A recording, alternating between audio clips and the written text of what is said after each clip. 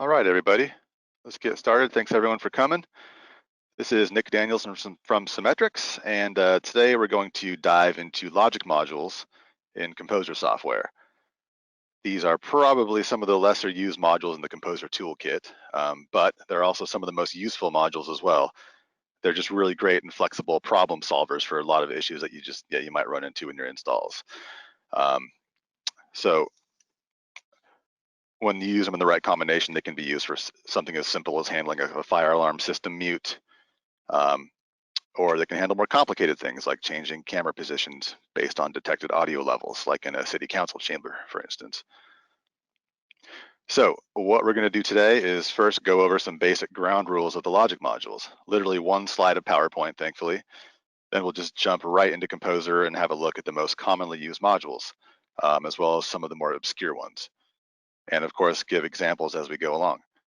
And I'll try to keep my eye on the chat, so if you have any questions as we go along, don't hesitate. So that said, let's just do a couple basics of logic and control in Composer. So first of all the logic modules live in the control modules area of the toolkit here in Design View. From there, they're broken out into various categories, which we'll get into. We've got the control inputs, and control outputs, accessories, and so on.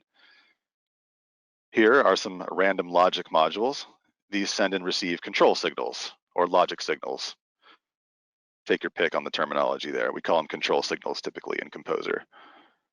And over here, we've got some audio modules. These, of course, obviously deal with audio signals. And you can always quickly tell the difference between these modules by the wire nodes that are on there. So here, the control signal nodes, they always have that little flag on them, that little triangle. That's how you know it's a logic signal coming out of that module. And of course, the audio nodes do not have that. Just so you're aware, there are a few modules that are capable of working with both types of signals. You see here, we've got this ducker on the left side.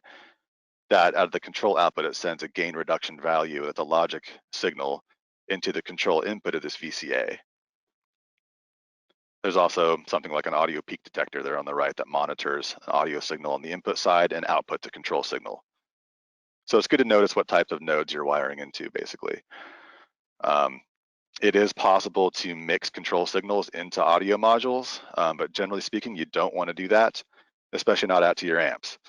If you sum enough control signals together, it will be audible. So Composer does default to warning you about this. If you go to your, I believe it's in the Tools menu and hit the Analyze option in there, you'll see this screen here. The default is to analyze before going online, so it should flag you if you do anything dangerous like that. Okay, I promised one PowerPoint. That was it. So that's the basic stuff. Let's head over into Composer and we'll start looking at things in there. Let's see here. Let me get over to Composer. Okay. So I'm going to try to cover a lot in an hour or so, hopefully no more than that. So I might go a little bit fast, but I'm going to try and manage it. And this is being recorded, so you guys can view it later. So don't hesitate to take a look at that again if you need to. All right.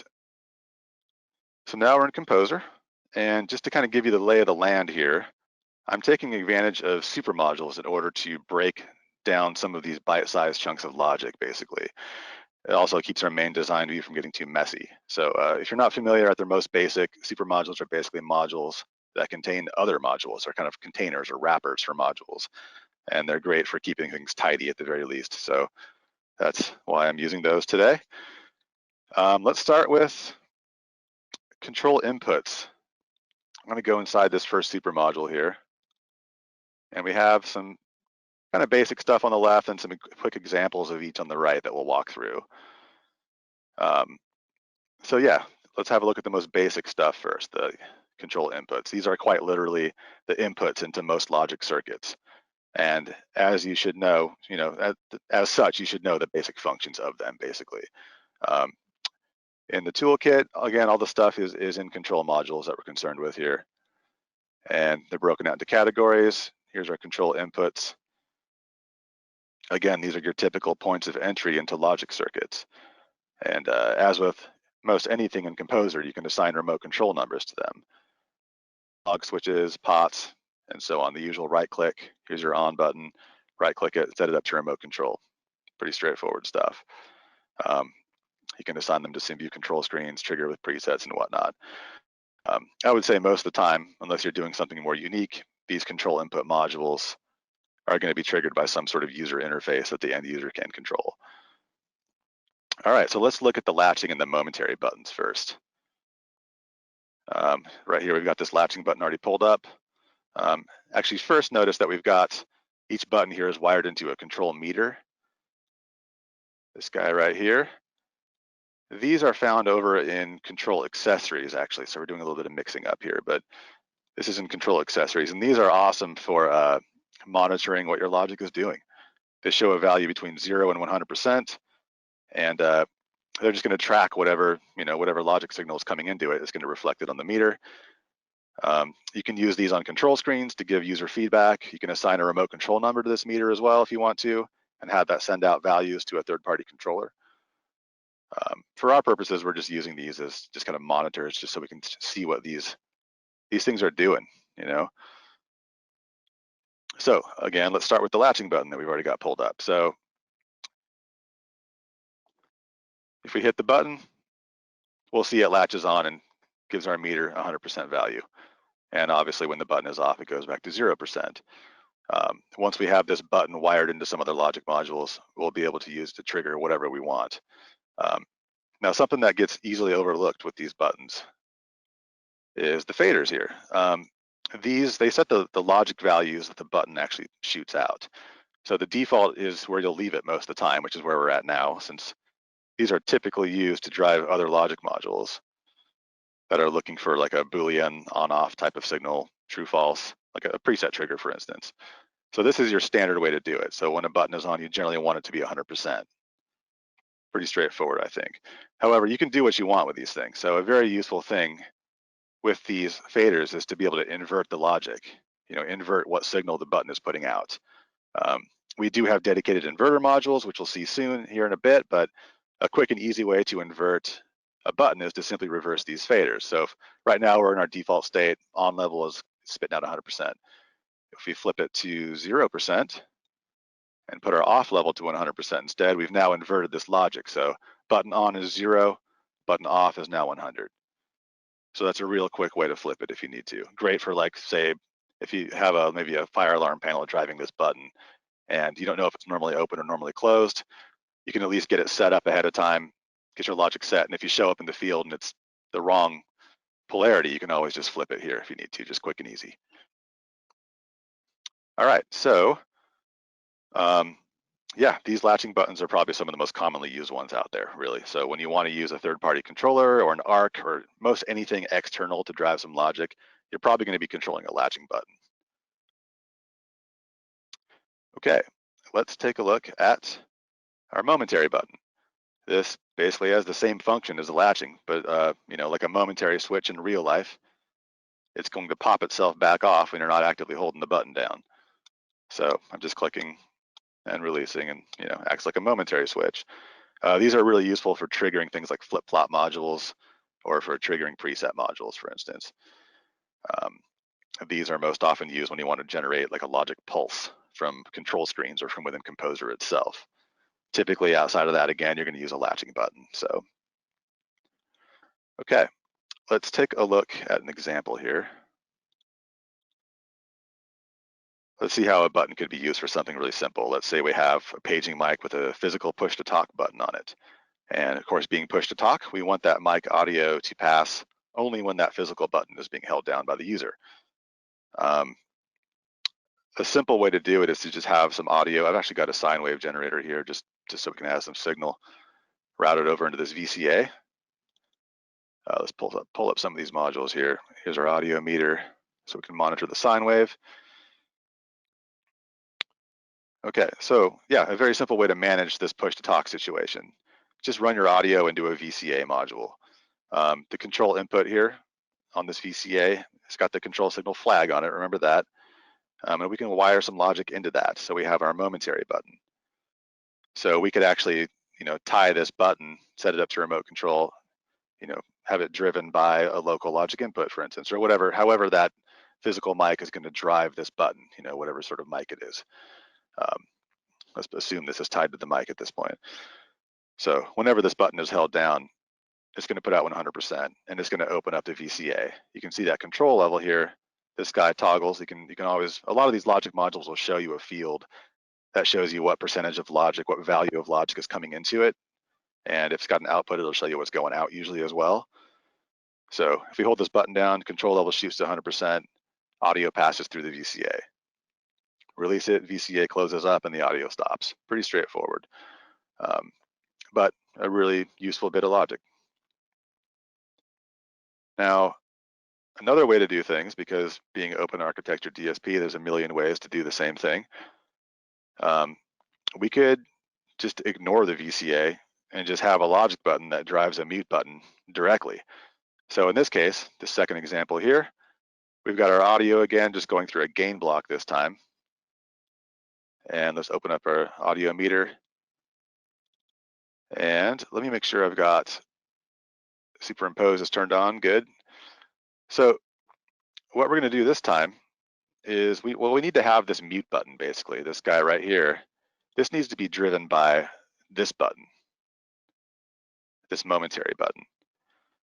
So obviously we can't simply draw a wire from this node magically into the mute button here somehow. So we got to do what we call an internal control signal. So we want to right click this mute button and set up to remote control. And we choose control signal assignment. Now we do need to tell the mute button where we want, what object needs to drive it, what's going to control it. We know we want it to be this momentary button right here. And this is where the enumerator gets really important, because it needs, this is a unique number. Each module in Composer in your side view gets a unique number. So if we go into, we just hit the select button in here, we need to choose which of these guys is going to drive that mute button. It's going to show you everything in your site file that is capable of putting out a control number, it can be a lot, which is why the enumerator here is important, so you can identify. Right now we're in the control input super module. So we actually want to go to here. This is our control input super module, expand it. And then we just need to find our momentary 522. There's the enumerator again, right? Expand that. And now here is the button 1 output that we're looking at here. That's the flag right here. Hit OK on that. We got it all linked up here. Hit OK. And I'm going to go ahead and push it. And I see that somebody asked a question, is it possible to simulate a hardware program without a DSP hardware? As you can see, by me doing that change, it just knocked us offline. So you do need to have hardware to simulate this stuff. Well, not really to simulate it, to put it together and use it and test it, you do need some hardware. All right, so file is pushed. You'll notice that now that we stuck a control signal on that mute button, there is a CS flag popping up there. And again, that's because I have superimpose remote control numbers turned on. So that's really handy to have on when you're doing any of this stuff. All right, so now that the button is off, we got the logic hooked up to the mute button. The button is off. Remember, we want to push to talk, right? So this is actually totally opposite of what we want right now. Audio is passing through this thing even though the mic button isn't held down. So that's a problem. All we got to do here is just flip our faders. This is where these are real handy. We can just flip the polarity of it. Now the mic button is off. Audio is not passing. We hold the button down and you can see our mute button in that gain block just opened up for us. And audio is now passing. Okay. Let's move on to the next bit of modules here. Next up is radio buttons. So these are basically just like audio input selector modules, and in that there can be only one button active at a time. So that should look somewhat familiar. Similar user interface. There's the fader at the bottom. These are great for flipping between presets, that sort of thing. It's pretty common with these, which we'll see in a second. The horizontal fader here at the bottom just provides another way to control this thing, control whichever button is selected. Typically, you just assign a single control number to this fader, and then you'll just swipe through the values. Like a value of 0 is button 1, a value of 65535 is the last button in the radio button. And then you can just kind of do the math to figure out the values for the ones in the middle. Do notice also this drop-down menu is pretty cool. You can copy this over to a SymView control screen or T5 or something, and it just saves a lot of real estate. instead of having all these buttons, you can just have this drop down. So, all right, so let's look at the anatomy of this guy a little bit. Let me get this pulled up. So again, just so you can see the control values it's putting out one thing at a time.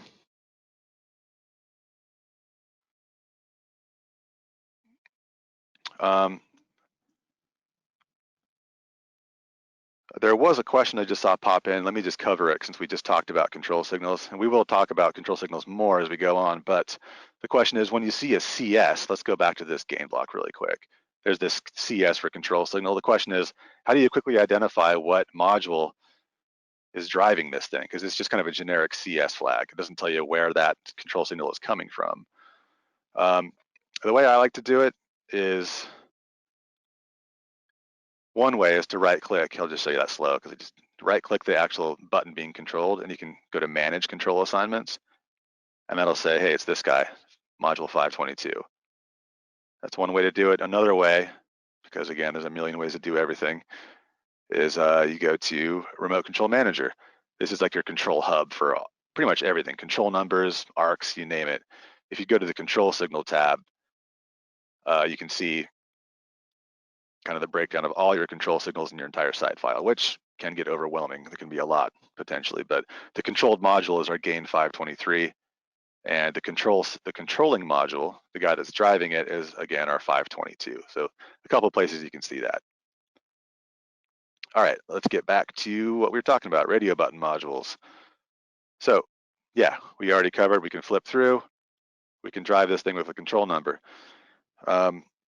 Notice that this module has an additional selected output that's coming out right here.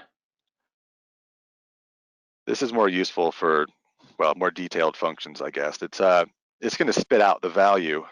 This specific output will spit out the value of whichever button you've got selected in the radio button module. So right now we're on button 1 here. Keep your eye on the meter. It's going to just kind of change to show you whichever one is selected. So if I just do some random values here, we can kind of walk through them. So that becomes useful down the road once we start talking about it like a multiplexer module. That's where this comes in real handy. And so we'll get more into that in a bit, but just so you know what it is and why it's there. Let's take a real quick look at how you'd use a radio button module to trigger presets. In our example here on the right, let me just pull up a couple of these guys, preset trigger modules.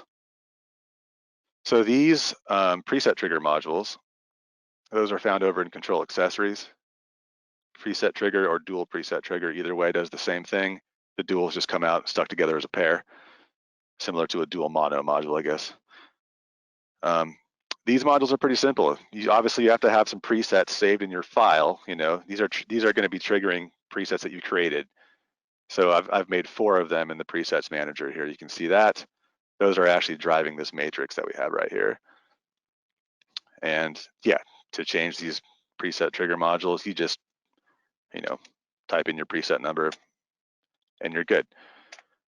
The threshold settings that we have here, you can leave those at default 99.9% of the time. Like there's pretty much no need to ever touch these values unless you need to invert something, but you know, there's I'd probably tend to invert upstream from here anyway. So, but basically any control signal that's coming in that's above 51% is gonna fire the preset. It's gonna be a one-shot deal. It's just gonna fire at one time only.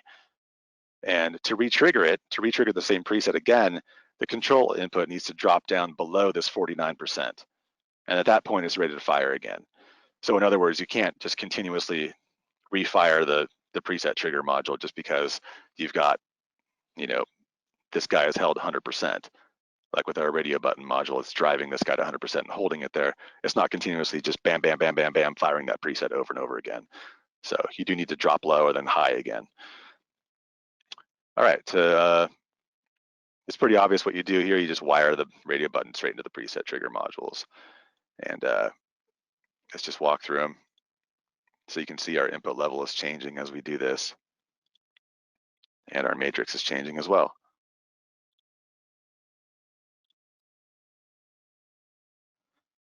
All right, let's move on to another type of input module. Here we've got some faders. So let's take a look at this. This is a control fader. And again, it's found under control inputs. And let's pull up the meter. So as you can see from the meter here, faders will output a linear continuous control signal ranging from 0 to 100%. Most often you'll control these faders from your third-party control system. And then you'll have the output of this fader, the control output, drive something else in the DSP. It could be a gain fader, it could be any number of things. But something we have here, let me pull up this other meter, since we have a little bit of a different module here. Something else we got here is a way to convert that linear fader to a different sort of curve. So in this case, I've split off the signal from the linear fader here, and I've run it through a linear to log taper module, and that is found under control processes here.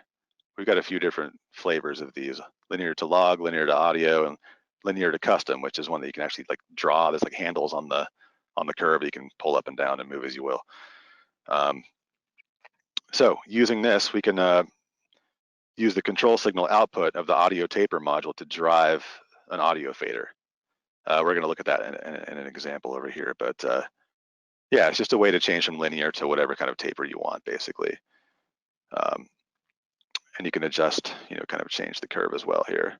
Probably don't want to do something like that. It's going to be really hard to use, but as you pull it back, it might get a little more natural.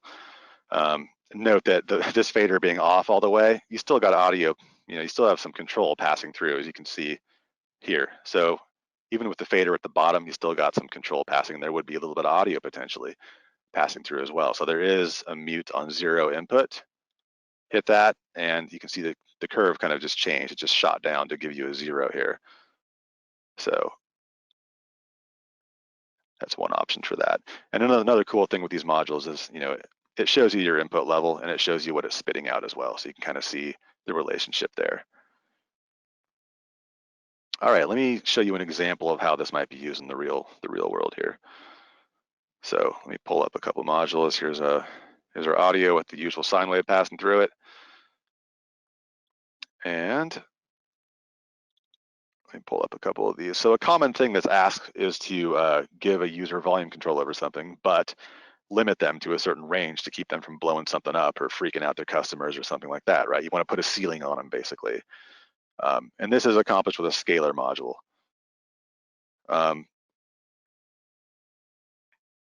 Let's see here. First, let's just change the taper as well. This is actually a different taper module than what we just looked at. It's a linear to audio. So I would say this one's probably a little more natural for hearing what you're doing. There's less dead spots, on the knob, basically, for the fader. So we're converting the taper, and we're spitting it out to this Scalar module. So let's put this here. The Scalar is found under control processes here.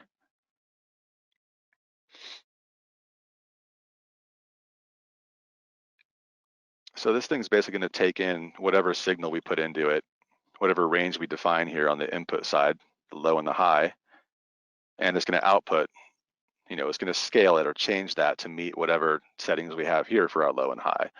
So typically you want to have like a low and a high of 0 to 100%, unless you happen to have like a noisy pot or something like that. If you had like a potentiometer plugged in and it's, and it's got just some noise on it, you kind of debounce it a little bit. So you turn it down and it's bouncing around like a 0.5%. You can kind of ignore that by setting this low threshold up a little bit. So the usual though is going to be 0 to 100%, especially with third-party control. So let's just walk through it really quick. Right now, the scalar is not doing anything. It's coming in at 48.9, it's leaving at 48.9. If we change it, let's say we want to put a ceiling on them, we could change the high, drop the high down. And now you can see that our output is now 39.2. So let's actually see this in action, because we kind of need to do what we did earlier, which is to actually have this fader driven by a control signal. So we want to have the fader driven by the output of this scalar. And so we need to first set that up. So let's right click our fader here, do the same control signal assignment kind of deal, and select our module. Again, we're in the control input super module, expand it out, and we are looking for scalar 532, again with that enumerator right there. Hit out, and now we're driving that fader from the scalar. Let me push real quick.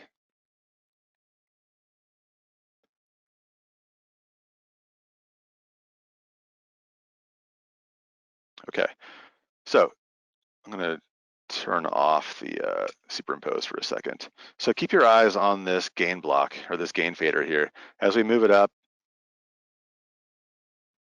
we're now at plus 12 dB. We don't want to do that. We want to give them a ceiling. Let's just say we want to shoot for 0 dB, and we don't want to give them that extra 12 dB at the top. So an easy way to do that while you're online is to simply turn the fader up. Probably your amps will be off at this point, hopefully. And we can adjust the scalar. We just want to tune the scalar to reach this level here that we want. So if we go to the output high and just start walking it down, take a look at that gain block. The fader is starting to move down on us. And we can go as far as we want. I happen to know, having done this a million times, that 85.7 will get us where we want to 0 dB as our ceiling. So now if we have, this is the actual user point of control. Now we have a 0 to 100% here, but it tops out at 0 dB here. All right. So there is that example. That's one that gets asked a lot, so I wanted to make sure to drive that one home.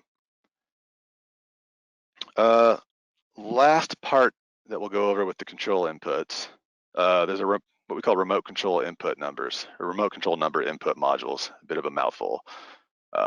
These guys under control inputs. There's a 1 input remote control number all the way up to 16.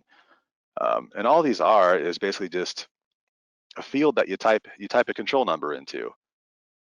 They provide yet another way to receive control data from a third-party device with a control number. So technically, you could even use this module instead of the fader module we just did in that previous example.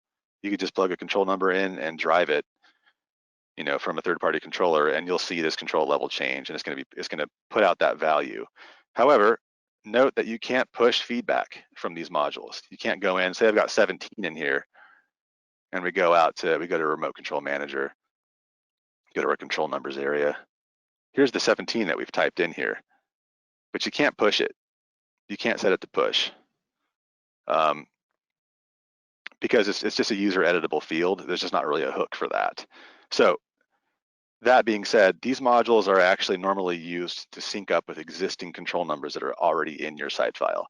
You actually really don't want to be, using these with third party, I would say, or external stuff. It's mostly just for syncing up with things in your site file. So we'll look at that here. Let's see, we got our audio here. And let me turn on superimpose again. I've got a number that I stuck on earlier on this clipping LED here, number 16, control number 16.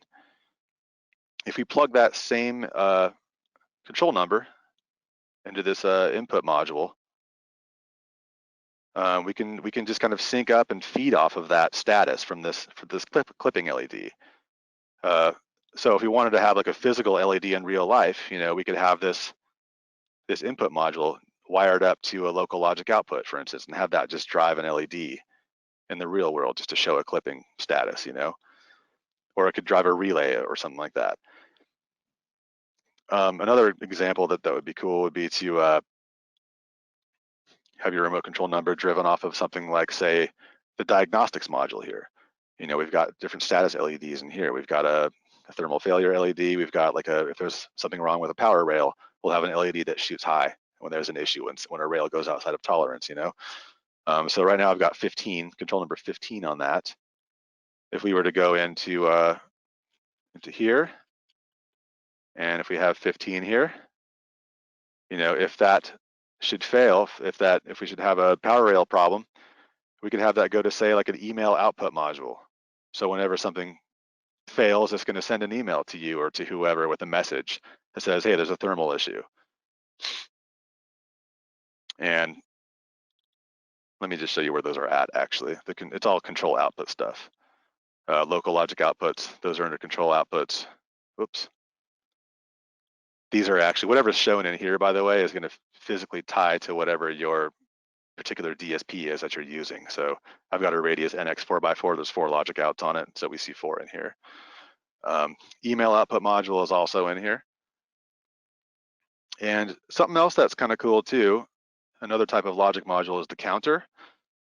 If we wanted to have a way of tracking how many times we've, that failure LED is lit up, like how many problems have we had, how many errors, we could go under control logics, grab a counter out of here, and just wire it in. So just split it off this input control number, and it'll count every time there's a blip, every time that LED shoots high. And this thing will go over 2 million, so I don't think you're going to be running out of numbers there.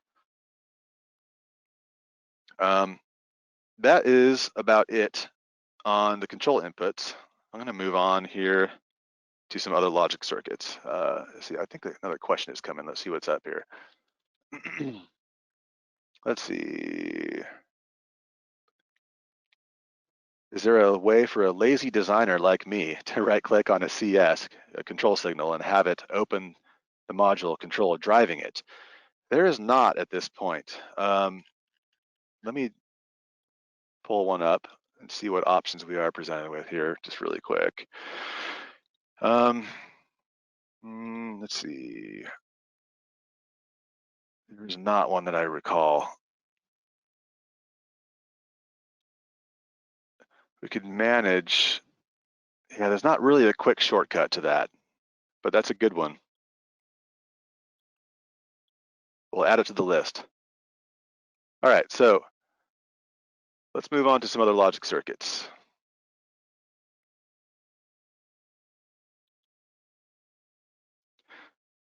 All right, so these will be some commonly looked for ways of dealing with mic buttons again. So do you want push to talk, push to mute, or toggle? That's, let's go over those 3 options since that's typically what people want. Let's look at how we could build these 3 options with logic modules, and then we'll expand it into something that we could actually keep in our toolbox for later. Since we don't have a ton of time here, I've gone ahead and created just a basic framework here. So let's walk through each one of these one by one. The buttons on the left here, they're going to represent, of course, the physical button on the mic, which you could assign controls to in the usual way, control numbers or what have you. And then let's pretend the gain blocks on the right are what's going to have the mic audio passing through it. And we're just looking to trigger these mute buttons in different ways, basically, is what the goal here is. So let's just start with the simple one, push to mute. This is pretty straightforward. We got a momentary button here. All we got to do, right click the mute button again, set it up to remote control, control signal assignment. This time we're in the mic logic super module. We've kind of changed. So let's look here. And we want to find our momentary 703. Again, that being 703 right there. We hit OK. There's a control signal. Give it a quick push.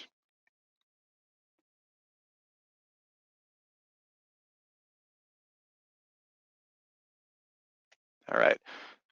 So when the mic button is off or untouched, the mic channel and the gain here is unmuted. Hold it down, it mutes. So there's our push to mute. That's like super basic, super easy one. Let's look at the next complicated one. Push to talk. Well, we already kind of went over that earlier, but let me just show you the other way to do it. So we obviously want the exact opposite of push to mute in this case. So we need to invert the logic that's coming out of the button. Bonus points, if you remember, you can just go like this, quick and easy again, right? But because I want to show you the inverter module, we're not doing that. So the inverter is under, I believe it's control processes, yeah. And that is just gonna just flip the logic, just invert it as it says. So if we right click this guy, this is our new gain block, right? Nope, let's do this one, okay. We're gonna set it up to control. And we want this to be driven again, control signal assignment, mic logic super module. And we want this to drive from the inverter this time. So that's module 692.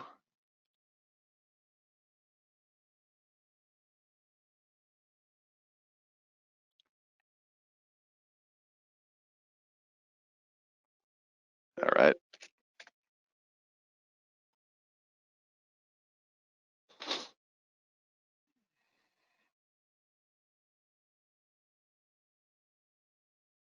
Okay, so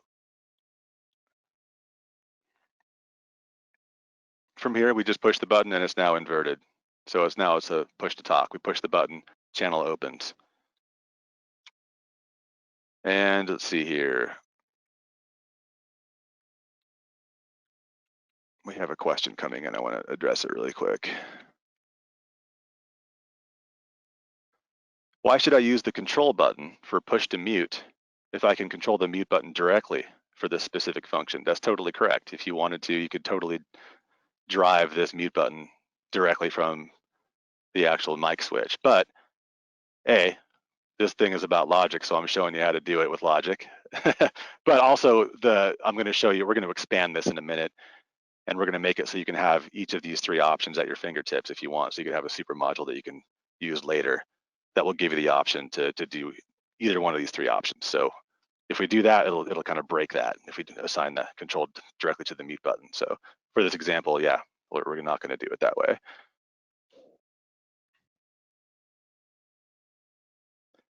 Okay.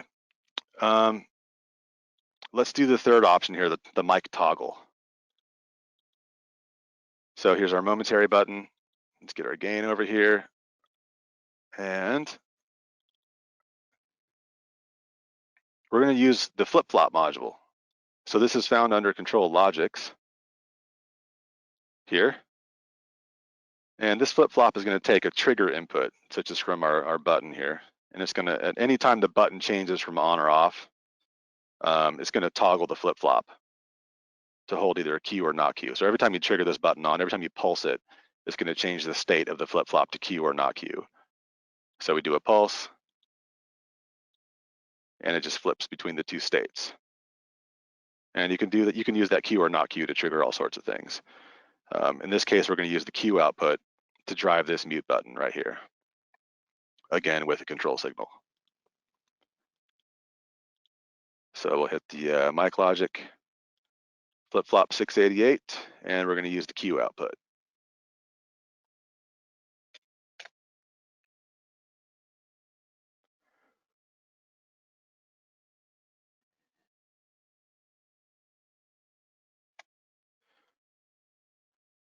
Okay, let's take a look at how it works. So we trigger Q, the button mutes. We hit it again, it goes not Q, and it unmutes. And so we basically have turned our momentary into something that's going to toggle between two held states, kind of turning it into a latching button in a way. So there's our three different options. So as I mentioned earlier, let's turn this into something that's going to allow you to select between them. The idea being that you could save this thing as a super module and then reuse it at different installs, and then that way the logic is done, and then in the heat of the moment you can just select the type of mic logic you want to use. So for this, we're going to use a multiplexer module, and I'm actually going to just axe those gain blocks. We'll just throw in a fresh one here. Put that over here. And we're going to use a multiplexer, 4-to-1 multiplexer. You can think of this module kind of as a source selector module for control signals. It's going to pass only one signal through the output at a time. So we could have, all three of our different logic options wired into this multiplexer. And then we're going to have a way to control the multiplexer to select between these three different logic signals and shoot it out the output. So if we look at the GUI for this module, you'll notice that there's actually no controls on it. So how the heck do you control this thing, right? All it shows you is the input selection percentage, this shows you which of the 4 inputs is currently selected.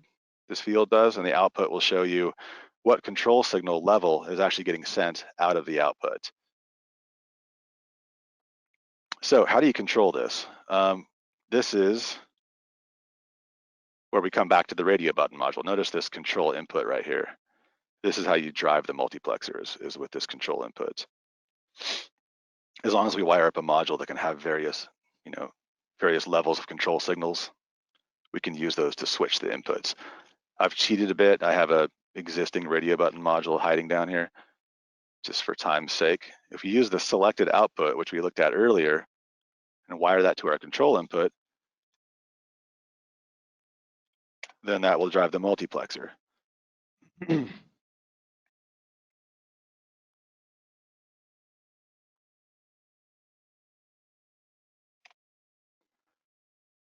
So let's pull this up.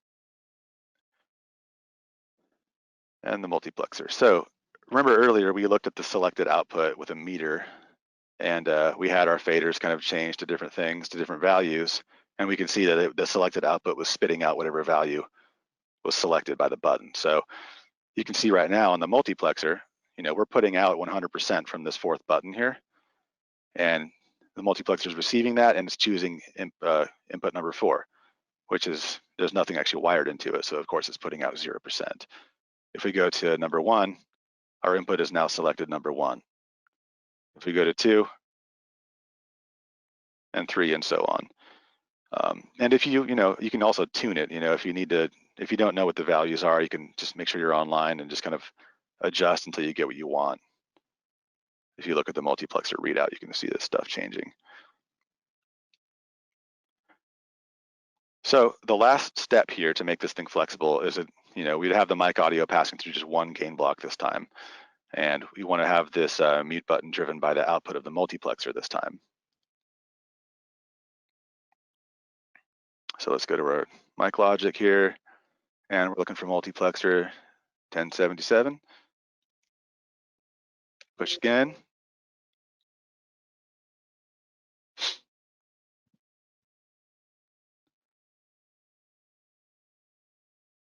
And let's just start with number 1.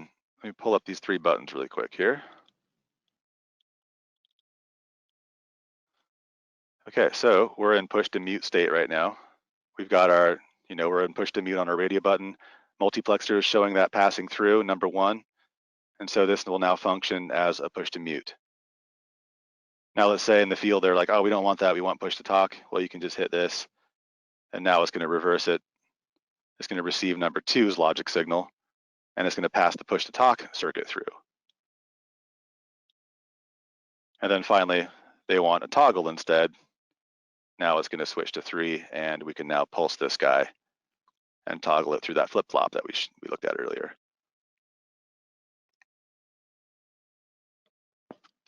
Okay, so this could be saved as a super module to reuse later.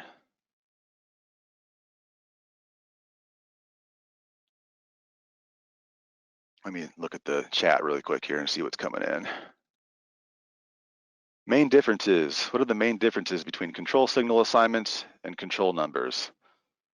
Well, control signals are exclusively inside the site file, for one thing. They don't, the outside world isn't able to send a control signal directly into a DSP. That's one main difference between that and control numbers. Another thing with control numbers is that once something is driven by a control signal, sorry, I meant control signals. One main thing about control signals is that once something is set up to be driven by a control signal, it is now 100% at the exclusive mercy of the module that is driving it. So like if I click off this control signal right here, you can see, if I click it off, it's going to come back on in a second here. See that? It is because it's now kind of slaved up to whatever logic is driving it. So they are very useful for doing logic tasks within Composer, but if you ever want to have this driven by like a third-party controller at the same time, you can't do it. You can't put a control number on this same button because it'll always revert itself back to whatever the control signal is that's driving it. So that's something that we'll actually cover in a second is, some people like, want to have an analog switch drive something, but also have a Crestron drive that same thing. How do you do that? We'll go over that in a sec too. Another question here, let's see. Is there any way to change the function of a single button instead of having 3 different buttons? Well, that's kind of what we did with the multiplexer, is that we had to create 3 different, well, I think I see, hold on. 1 button with 3 different, you would have to have a way, if you had a single point of control is what you're looking for, then have that do 3 different logic circuits. There would be a way to do that. You'd have to have a way to take this 1 button and route it to 3 different logic signals, logic chains, and then probably squeeze that back through the multiplexer again to choose from amongst the 3 logic chains. So yes, it can be done. It'll be a little more logic. It'll be more complicated to do, but it can be done. We can talk more about that later. If you have more questions on that, hit me up. Let's see. Oh, and Hernan, yeah, you asked the same sort of question here. It looks like, can it be done with the same button? So yeah, again, if you have more questions on that later, we'll talk about that directly, or you guys can email me. Okay, let's move on to some other logics here.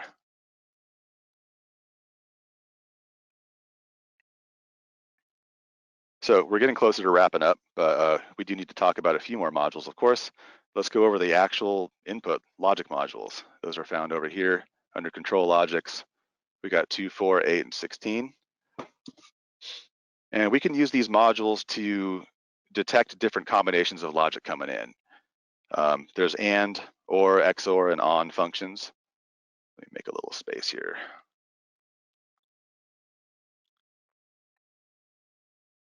So based on the function you have selected and the logic signals you have coming in, you'll get either a true or a false output from this module. So let's just walk through them. If you have AND selected, as long as all of these enabled inputs, all 4 of these guys are lit high, then it's gonna flip to true. So if we have these 4 buttons, you can see each input lighting up as we put out a logic high from the button module, and now we're true as we hit the last one. So all of them are high. And if any of those go away, it goes back to false. If you wanted to have like a 3 input logic module, by the way, since we only have them in these flavors 2, 4, 8, and 16, if you want 3, just disable one of these, and then this input will now be ignored from the equation basically. So if you go these first 3, it's set to AND, it's true now. So just FYI on that. Let's flip to OR. If you have OR selected, if any of these guys go high, then it's going to put out a true. So any of these things, if even one of them is lit up, it's true. XOR is a bit more unusual. Any odd number of inputs that are logic high are going to flip to true. This one you're probably not going to really realistically use in the day-to-day, I would say. But so here's an odd, here's 1, that's obviously an odd number, flips to true. 2 inputs goes back to false because that's an even number. Turn on a 3rd, odd number goes true again, and 4th goes false. Again, that's probably not really something you're going to be using too often in the daily. And by the way, don't forget about the false output. I mean, it's easy to want to put, hang a preset or something like that, preset trigger or whatever off to true. You can also invert, use the false as an inversion of that and trigger other stuff with that. So easy to overlook. So let's look at a real example of this. Again, dealing with mic button logic. I was alluding to this example earlier. One common thing that people ask for is how to drive a mic from both the actual physical mic switch and also a third-party controller like a Crestron or something, for instance. So the easiest way to pull that off is to use a couple of buttons going into our lovely 2 input OR logic right here, which is set to OR. And because it is set to OR, if either of these buttons goes high, whether it's from the physical switch or the Crestron, the mic channel is going to toggle. We can get a true out of either one of these, And to keep things in sync, let me pull up the rest of these modules so we can see what's going on.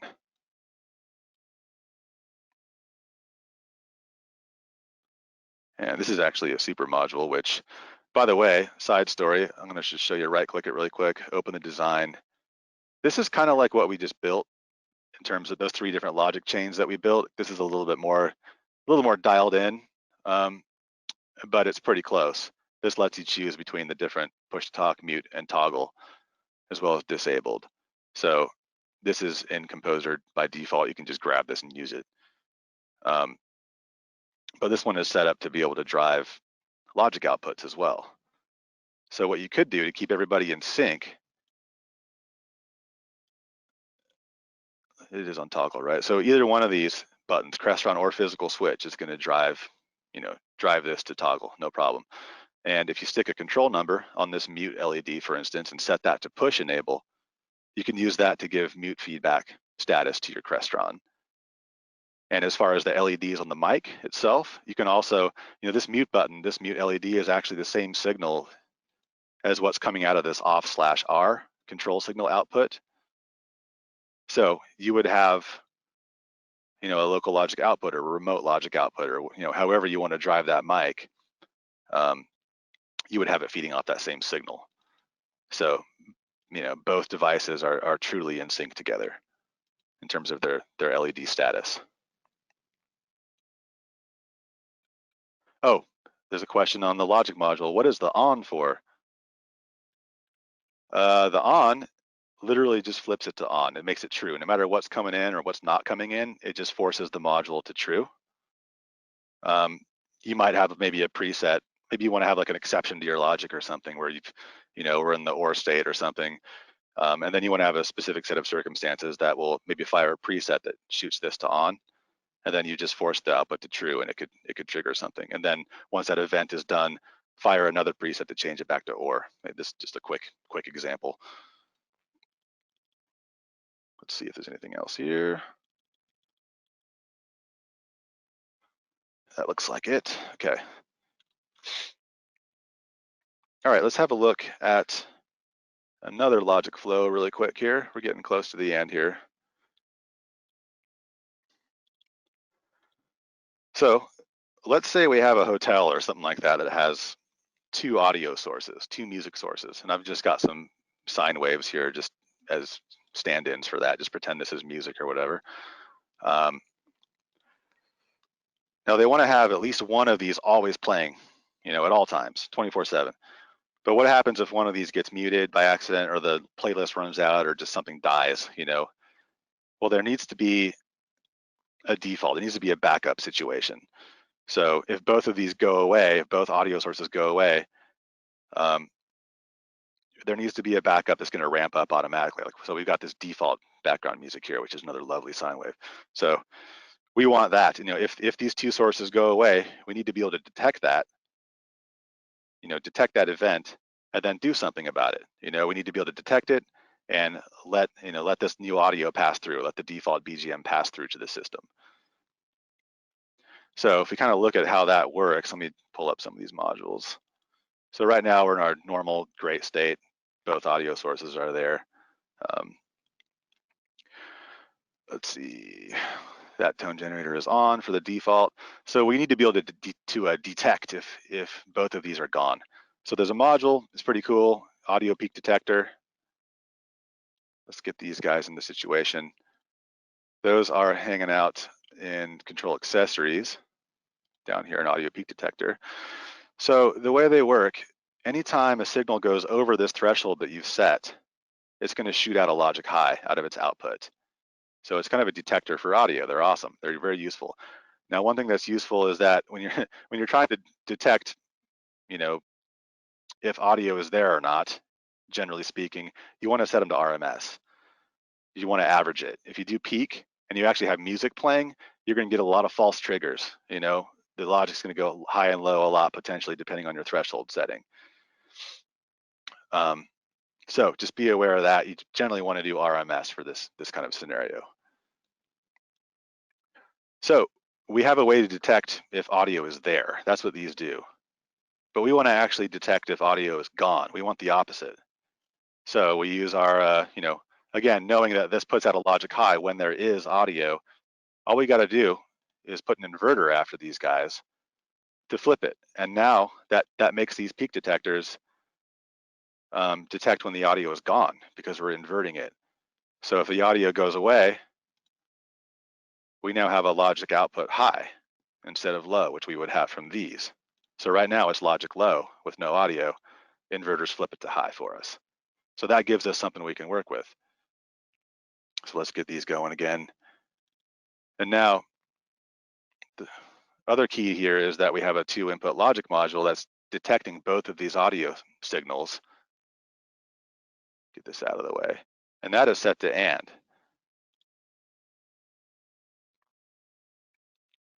So if one of these goes away, we do see that one of it's been detected. Output is 100% for this channel. It's been detected as gone. There's no audio. And yet we're still cool. It's not true yet because we still have one source playing. So there's still music in the hotel.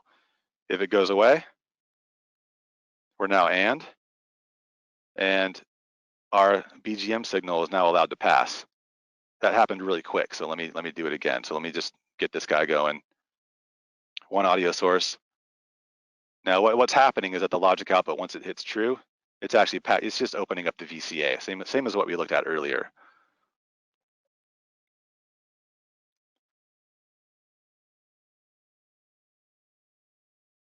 So once this goes away, the BGM shoots up. Now, one thing you might want, that happened really fast, and that might be a little bit harsh for a hotel environment or something, So maybe we want to have a way to ease it in more gradually, more gentle. The VCA just shoots open like crazy. So we want to actually use something called a ramp processor here. If we delete this wire here, we just want to slow it down. We want to slow down that control signal with a ramp processor, which is under control processes.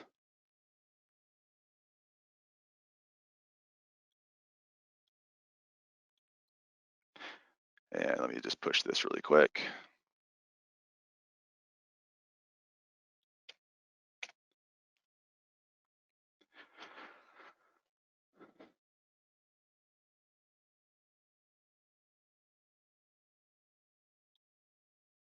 Okay, so we have our audio here. Let me get it back to the normal state. So if we activate the ramp processor, as we saw a second ago, this thing shoots true. Before the ramp processor, the VCA just shoots open really fast. So what this can do, I'm going to link these two. It changes the rate at which the logic changes its signal. So if we have an input of 100%, it's going to, instead of shooting up to 100% on the output, it's going to gradually ramp up to the 100% over a period of 5.2 seconds. So that will open up the VCA over 5.2 seconds. It's going to slow it down. So the audio will ramp in slower and less harshly. So keep your eye on the meter. Maybe I'll bump it up a little bit. Now it's going to just ramp itself up. And you can see the difference. See the output ramping up right here. It just slows it down. And it works opposite as well. When the audio comes back, it's going to do a smoother transition down. And we could actually build in some logic to do a crossfade there as well. So then this source doesn't shoot back in like crazy either. So we could build in a crossfade situation with similar sort of logic. So, but we don't have time for that today. So let's talk about one last thing, because we're actually starting to go over a little bit here. We're really close to being done. Delay logics. These are really useful for a variety of things, especially creating a sequence of events. So let's have a look at how they work here.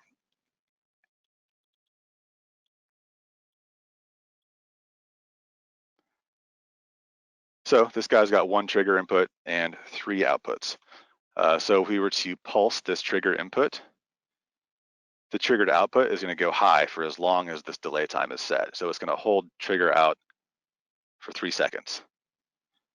And once that delay time, once that 3 seconds is up, it's going to automatically run, put the hold time, put the hold output to logic high for 2 seconds for this hold time you have set here. And then once the 2 seconds has passed, it's going to just shoot out a quick pulse out of this done output. So let's see what that looks like with our meter here. So we just pulse it. We got 3 seconds here. 3 seconds is up. We go to the hold for 2, and then a quick pulse, which is so we didn't even catch it. But it should. Sometimes the display is a little bit, there it is right there. Boom. Okay. So that's our done pulse. So you could use this to trigger an event or a preset, wait for the predetermined amount of time to pass, maybe have the triggered output trigger a preset, wait for however many seconds, and then have another preset trigger coming off the hold that'll fire it into a different state. And then the done can do something else, trigger a third preset perhaps or something else. By the way, if you have the loop mode turned on, it actually turns this thing into, well, here, let's see, it turns it into a low frequency oscillator, which is kind of cool. It's just a square wave basically. So if we pulse this guy every half second, it's just going to keep flipping back and forth between these two states. So it kind of turns it into an oscillator. It's kind of cool. You can even put a ramp processor on that output and have it, turn it into sort of a modified triangle looking thing and have that control stuff as well if you wanted. Another great example for delay logics, probably the more practical one than the square wave, is you can chain them together to create longer sequences of events. For instance, you could create a power sequencer or some way of sequencing where each delay logic fires a different network string output module that sends commands to different devices in the room to power on in a certain order. And after a certain amount of time has passed, like maybe you want, maybe this guy fires the projector to warm up, and then after 5 minutes, this one fires the screen to drop or something like that. And so on. So let me just show you what this looks like really quick here. Pull up these four.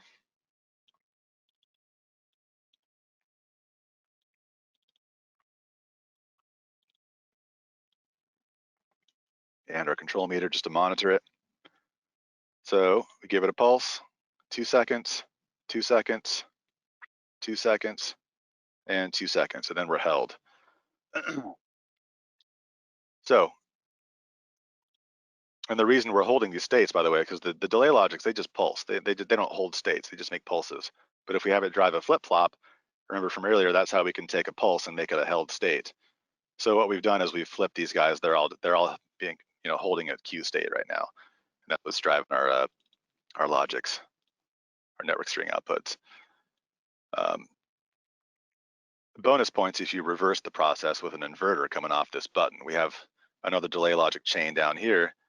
And once we've turned this button off, it's going to start this sequence down here. And it's going to, in reverse order, reset each flip-flop. So take a look at the meter. 2 seconds between each one. And that's it.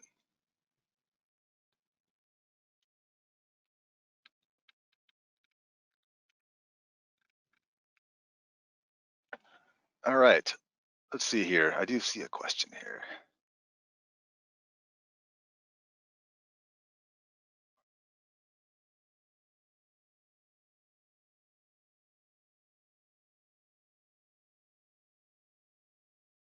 How do we desensitize the peak audio detector so that it allows us to only trigger logic out if audio has been gone for 5 seconds?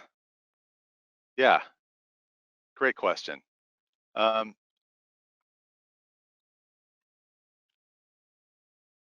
We do have, you could probably do it with, let me think for a second. Yeah, we could actually do it with delay logic, I think. If we have it, let's say we have our detection circuit right here. Just try to just spitball this really quick. Let's just do one of them. Audio goes away. We trigger our delay logic. We have 5 seconds. What we could do is we've detected that audio goes away. It'll start the 5 second counter with the delay. And then if audio comes back before that 5 seconds is up, we'll see that here on the peak detector. Once audio comes back, this is going to shoot high. We could make that with a control signal drive the reset button of the delay logic. Let's try it really quick.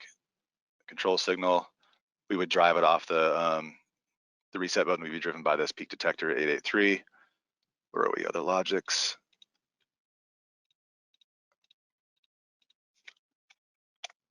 Push that and just see what happens.